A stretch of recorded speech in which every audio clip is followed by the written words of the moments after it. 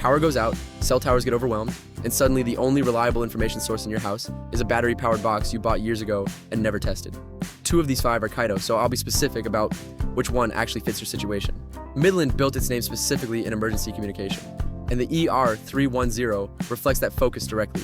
Hand crank and solar charging, a built-in flashlight, and NOAA weather alerts that trigger automatically without you actively monitoring the radio. The build feels noticeably rugged, meant to survive being tossed in an emergency kit and forgotten for months until you actually need it.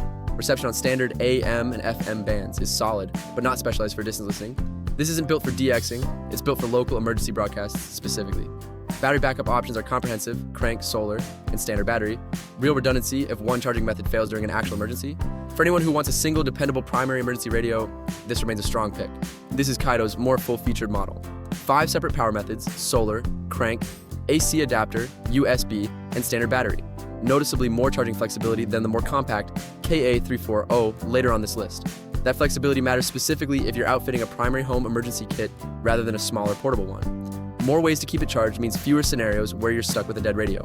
Build quality feels solid, and the larger size accommodates a bigger speaker and more robust crank mechanism than Kaido's smaller model. NOAA weather alert function works reliably, compared to the KA340 below. This is the better choice for a stationary home kit where size isn't the priority. Charging flexibility is. Eaton brings real established credibility in emergency and weather radio specifically, and the Quest reflects straightforward. No frills engineering, hand crank charging, NOAA, weather band access, and a built-in flashlight covering the core emergency function without unnecessary extras. Build quality feels solid, and the crank mechanism generates a meaningful charge and a reasonable amount of cranking time, not an exhausting effort for a few minutes of radio use. Reception is dependable for local AM, FM, and weather broadcasts. This sits at an accessible price point. Real value for anyone who wants Eaton's engineering reputation without paying for features like solar charging or USB output they might not need. For anyone who wants a straightforward, dependable crank radio, this covers that core need directly. Foss Power covers similar core ground to the Midland above, crank and solar charging, weather alerts, a built-in flashlight, but at a noticeably lower price point, which matters if you're outfitting multiple emergency kits rather than just one primary kit. The trade-off for that lower cost is build refinement. It doesn't feel quite as rugged in hand as the Midland, and the crank mechanism requires more effort to generate the same charge. For anyone building out several emergency kits across a house, car, and bug-out bag on a real budget, the lower price per unit makes practical sense. For a single primary emergency radio you're betting your safety on, the Midland above is the more dependable choice. Compared to the KA500 above, this is Kaido's more compact model, fewer charging methods, solar and hand crank specifically, rather than the 5-way flexibility the KA500 offers.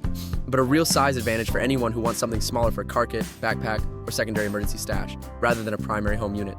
Core emergency function is intact, NOAA, weather alerts, a flashlight, and reliable AM/FM reception. Build quality feels solid despite the smaller footprint. For anyone who's already got a full-featured primary radio, like the KA500 above, and wants a compact secondary unit for the car or a go bag, this is the more practical pick between Kaido's 2 models here. All 5 links and current pricing are below.